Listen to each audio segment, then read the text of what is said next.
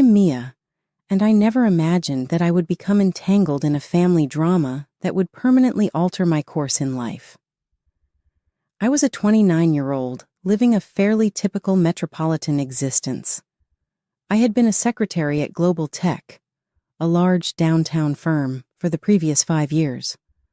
Although it wasn't glamorous, it helped me pay the rent on my modest rental flat. My getaway was the weekend. I used to lose myself in the beat of dance classes, completely forgetting about the mountains of paperwork that awaited me every Monday. It wasn't much, but I was happy with my life as it was. But family, that was another story. Emily, my younger sister, was always the brightest kid in the family. Our mother spoiled her from the moment of her birth, treating her as though she were made of sponge sugar. Dad? He just kind of went along with whatever Mom wanted. Every time it was Emily this and Emily that. I made an effort not to be resentful, but it was difficult not to feel invisible to my own family. Our distance from one another increased throughout the years. Visits decreased much more, and phone calls decreased even more. Social media would post images of family get-togethers to which I was not invited, with Emily always in the spotlight, grinning with our parents. I persuaded myself I was better off concentrating on my own life, even though it hurt. That's why one Tuesday night, when Mom's number flashed on my screen, I almost dropped my phone. I paused before responding, ready for whatever drama awaited me on the other end. She said, "Mia, it's your mother," as her voice cracked across the speaker. "Hello, Mom," I answered, attempting to maintain a neutral tone. "Is everything okay?" Snarkily, "Your father wants to see you," was all she said. "This weekend, are you able to see the house? On Saturday at 2 p.m. Avoid being late." She hung up after saying that. I was feeling a range of emotions as I glanced at my phone. After all this time, Dad wanted to see me. What could be so important? Curiosity overrode my desire to turn down the invitation in order to shield myself from the anticipated disappointment. If only to see what was going on, I would go. I inhaled deeply as I stood outside my parents' opulent house on Saturday. The house continued to appear the same, serving as both a reminder of the life I will never fully fit into and a monument to my parents' achievement. I rang the doorbell, hoping no one would respond, half anticipating the opposite. With a courteous expression of indifference, my mother emerged from behind the closed door. She said, "You're here," and moved aside to let me entry. "Everyone's in the living room." My sister Emily and her husband James were seated in the luxurious living room alongside my father, who appeared pale and depressed. The air was tight, full with unspoken statements and ulterior motives. I sat on the edge of a couch, feeling alienated even in my own house. I could see how ancient Dad looked up close. His eyes appeared sunken, and his complexion was pale, almost translucent. I felt a shiver go down my spine when I realized this was no ordinary family get-together. Dad looked around the room and said, "I've got something to tell you all."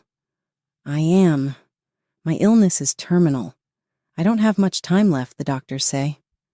The words struck me like a blow to the body.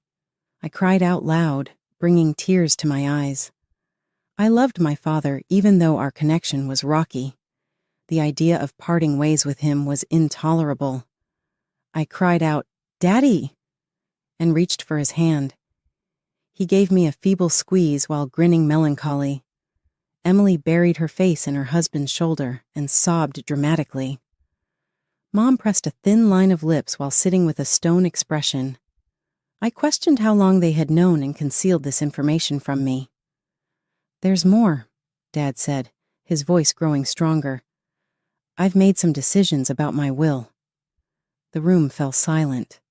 Even Emily's sobs quieted as everyone leaned in, listening intently.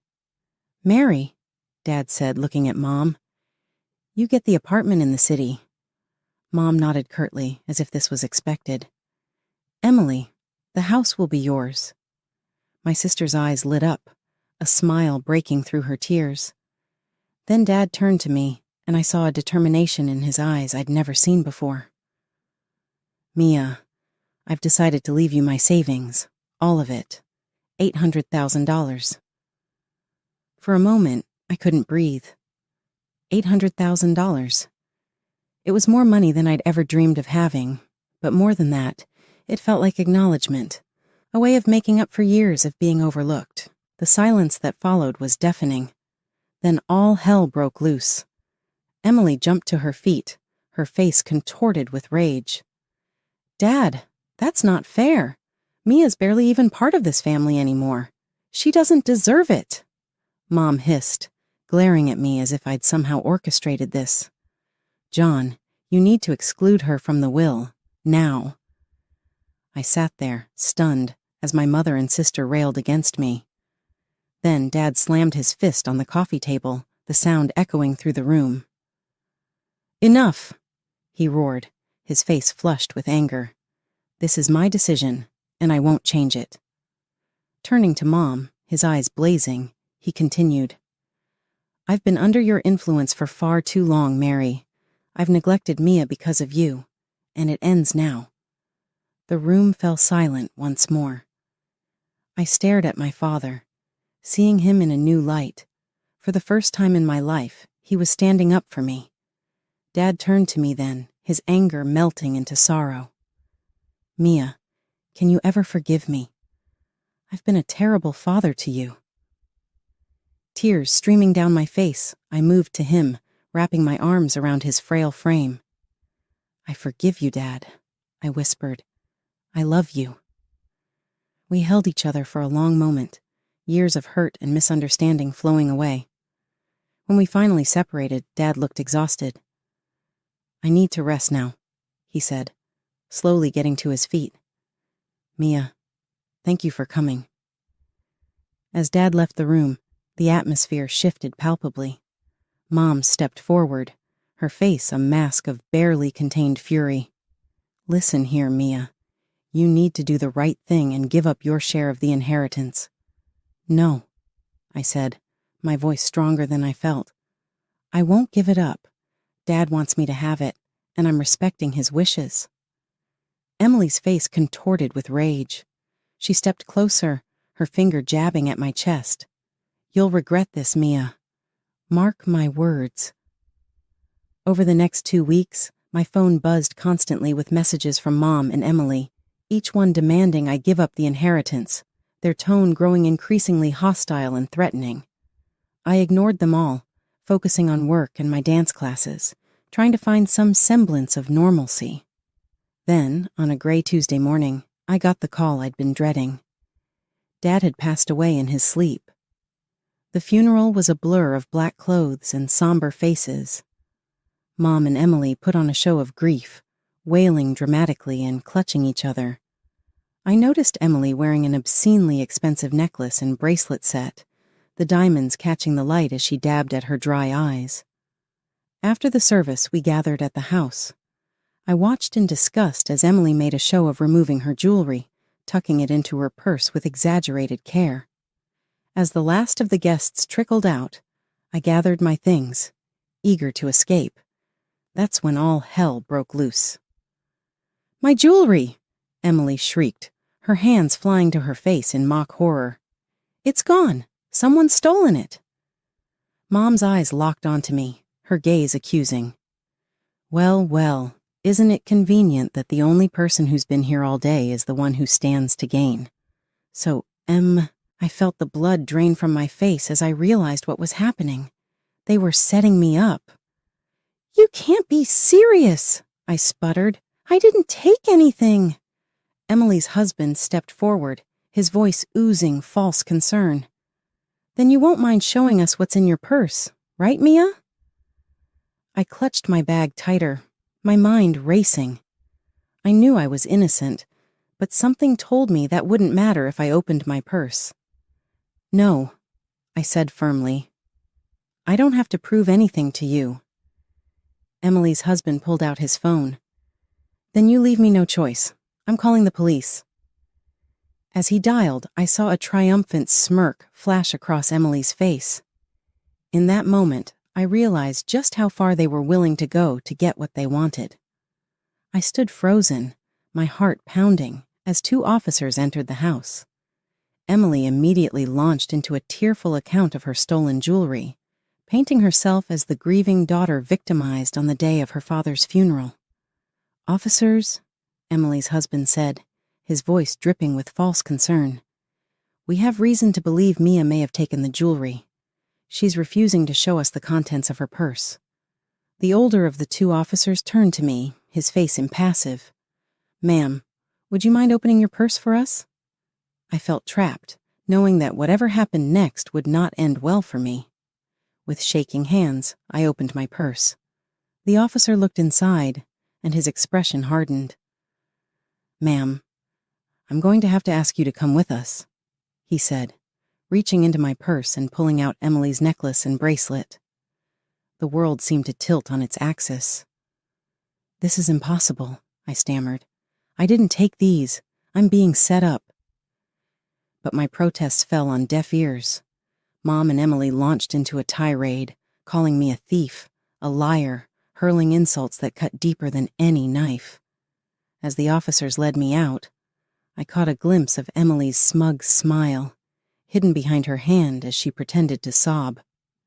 At the police station, I sat in a stark interrogation room, still in my funeral clothes, trying to make sense of what had happened. Hours passed, and then the door opened.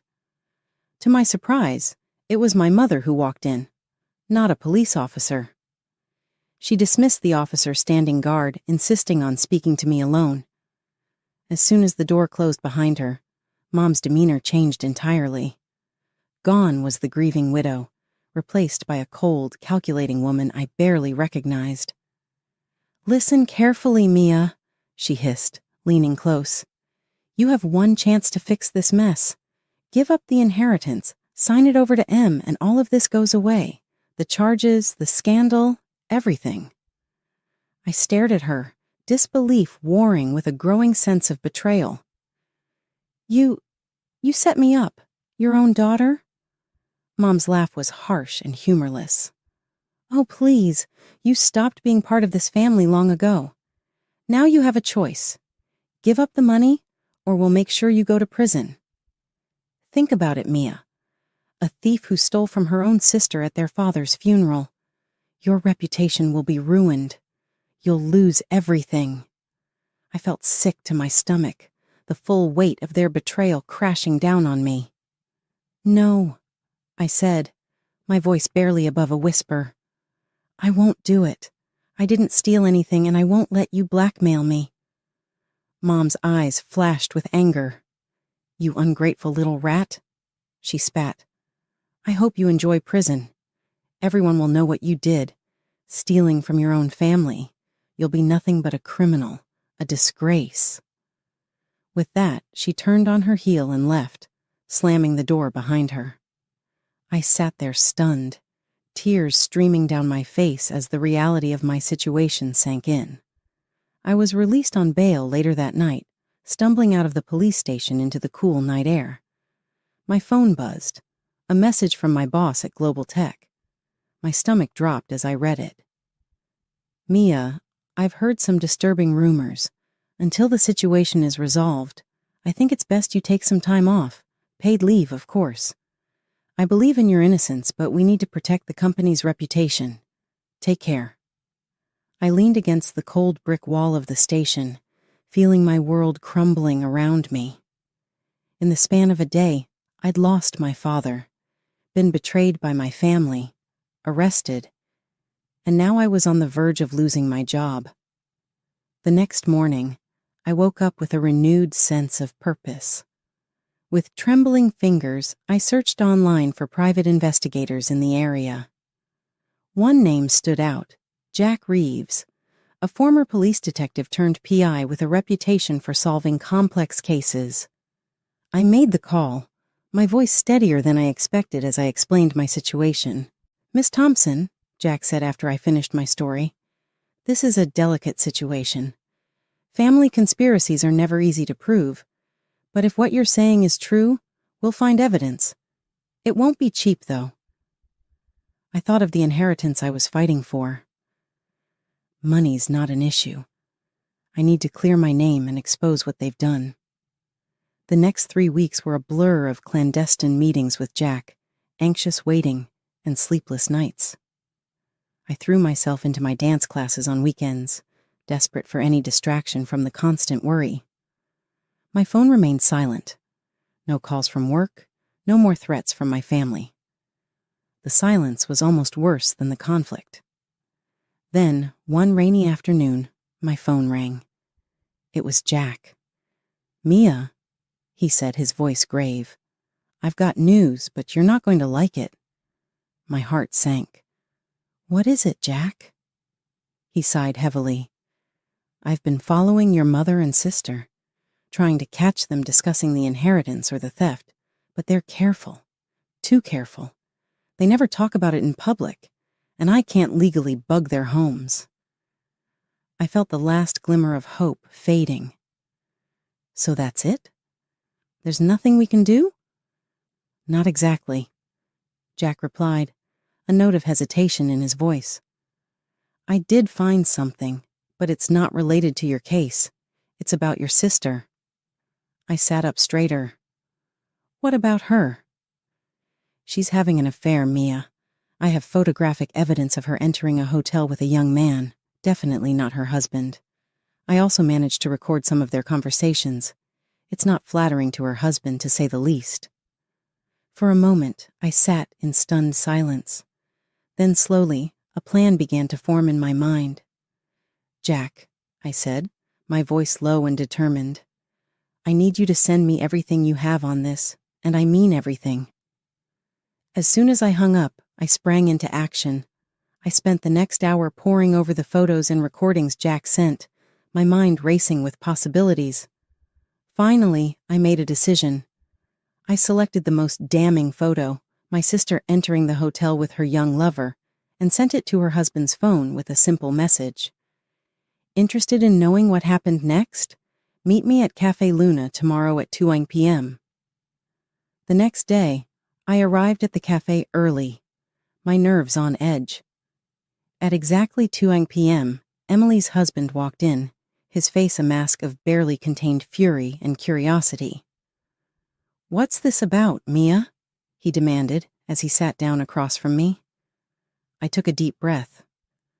"I think you know, James, but what you've seen is just the tip of the iceberg." Over the next hour, I laid out everything. I had the photos, the recordings of Emily laughing about James's agony, mocking his performance in bed, and discussing her plans to leave him once she got her hands on the full inheritance. James sat in stunned silence, his face growing paler with each revelation. When I finished, he looked up at me, his eyes blazing with a mixture of pain and rage. "What do you want?" he asked, his voice hoarse. I leaned forward. "I want justice, James, and I think you do too.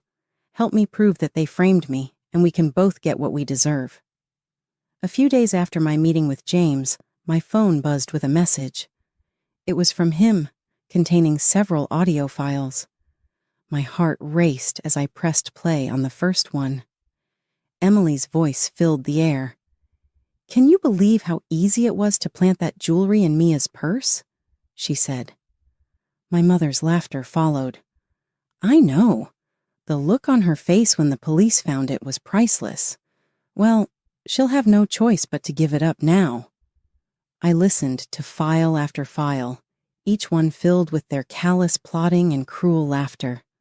A mix of vindication and disgust washed over me. Finally, I had the proof I needed. The day of the will reading arrived quickly. I entered the notary's office, my stomach in knots, but my resolve firm. Mom and Emily were already there, shooting me smug looks. James sat quietly in the corner, giving me an almost imperceptible nod. The notary, a thin man with wire-rimmed glasses, cleared his throat. "Let's begin," he said, unfolding the document before him. He read through the will, detailing the distribution of assets, just as Dad had explained that day at the house. As he finished, I stood up. "If I may," I said, my voice steadier than I felt. "There's something I need to address before we conclude." Mom's eyes lit up, and she nodded approvingly. "I'm glad you've finally come to your senses, Mia. I knew you'd make the right decision and give up the inheritance." Mom and Emily exchanged triumphant glances, their faces beaming with anticipation, but I was about to disappoint them. "I'm afraid you've misunderstood," I said, pulling out my phone. "I think you'll all want to hear this." I pressed play, and the room filled with their voices gleefully discussing how they had framed me for theft. As the recording played, I watched the color drain from their faces. Emily let out a strangled gasp, while Mom sat rigid, her lips pressed into a thin line. When it ended, chaos erupted. "You lying scum!" Emily screeched, lunging towards me. "How dare you?" Mom hissed, her composure cracking. "You ungrateful scheming. I recorded those conversations." James suddenly spoke up, his voice cutting through the commotion. The room descended into madness. Emily was screaming at James, Mom was hurling insults at me, and I stood there watching it all unfold. "Silence!" the notary's voice boomed, startling us all into quiet. "This is a legal proceeding, not a circus. Everyone will calm down this instant, or I'll have you all removed." As the notary's words echoed through the room, a heavy silence fell. It was broken by James, who stood up abruptly, his face a mask of barely contained fury. "Since we're airing dirty laundry," he said, his voice trembling with anger, "I have something to add." He reached into his jacket and pulled out a photograph, slapping it down on the table in front of Emily. Emily's face drained of color as she stared at the image. It showed her entering a hotel with a man who was decidedly not her husband. "I know everything, Emily," James spat. "Your affair, your lies, all of it. I'm filing for divorce, and thanks to our prenup, you won't see a penny. You'll be paying me compensation for your infidelity." Emily's mouth opened and closed like a fish out of water, no words coming out. Mom looked between Emily and James, her expression a mix of shock and dawning horror as she realized their carefully constructed world was crumbling around them. Suddenly, the door to the notary's office swung open. 2 police officers walked in, their faces stern. "Mary and Emily Thompson?" one of them asked, though it was clear he already knew who they were. Mom and Emily looked up, tears streaking their faces. "You're under arrest for false accusations of theft and attempted blackmail," the officer continued. "You have the right to remain silent. Anything you say can and will be used against you in a court of law." As the police read them their rights and handcuffed them, I watched with a mixture of satisfaction and sadness. This was justice, but it was also the final nail in the coffin of our family relationship. I walked out of the office behind the police, watching as they put Mom and Emily into separate patrol cars. As the sirens faded into the distance, I felt a weight lift off my shoulders. It was over. Taking out my phone, I dialed a familiar number. "Mia?" My boss's voice came through, sounding concerned. "Is everything all right?" "Better than all right," I replied, a smile in my voice. "I can explain everything now. The accusations against me were false, and I have proof." I gave him a brief rundown of what had happened. As I finished, I heard him let out a low whistle. "Mia, I'm so sorry you had to go through all that," he said, genuine sympathy in his voice. "But I'm glad the truth came out. Listen, your job is still here whenever you're ready to come back. In fact, I'd be delighted to see you at work as soon as you feel up to it." The weeks following the confrontation at the notary's office were a whirlwind of legal proceedings and life-changing decisions.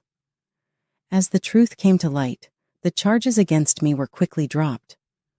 The relief I felt was indescribable, like a weight I'd been carrying for months suddenly lifted from my shoulders. But for Mom and Emily, the nightmare was just beginning. They faced charges of false accusation and attempted blackmail. The trial was swift and damning, with the recorded evidence leaving no room for doubt. In the end, they were found guilty on all counts. The judge, a stern-faced woman with piercing eyes, looked down at them from her bench. In addition to the criminal penalties, this court orders Mary and Emily Thompson to pay substantial damages to Mia Thompson for emotional distress and damage to her reputation. The fine was staggering. Mom's face went pale as the amount was read out, while Emily burst into tears. In the days that followed, I watched from a distance as their lives unraveled. Mom, with no other choice, was forced to sell the apartment Dad had left her. It was a beautiful place in the heart of the city, but now it slipped from her grasp, the proceeds going straight to me as part of the damages. Emily's situation was even more dire. The house she'd been so smug about inheriting had to be sold to cover her part of the fine. I couldn't help but feel a twinge of satisfaction as I remembered her gloating face the day Dad announced his will. But Emily's troubles didn't end there. James, true to his word, filed for divorce. He demanded the compensation outlined in their prenuptial agreement for her infidelity. What little money was left from the sale of the house went straight to him. Mom and Emily had lost everything in a matter of months, including their secure financial situation, social status, and comfortable lives. All that remained for them were the results of their own deeds. For my part, I discovered myself in a situation I never would have imagined. I had more money than I knew what to do with after Mom and Emily's damages and Dad's inheritance. I gave it a lot of thinking before deciding to purchase a lovely apartment in a peaceful neighborhood. It was large, light, and most importantly, mine. Everything I could have ever asked for in a home. I used the leftover money to make prudent investments. I spent hours researching and talking with financial consultants before making some well-considered decisions. My goal was to establish the stability I'd always wanted, a steady stream of money for many years to come.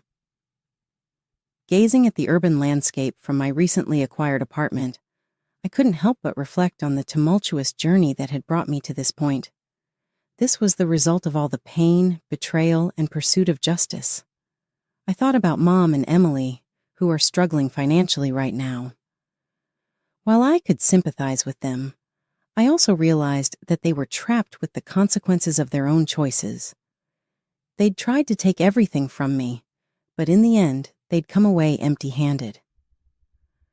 I received a message on my phone from my boss confirming my return to work the next week. I smiled and looked forward to getting back to my new normal,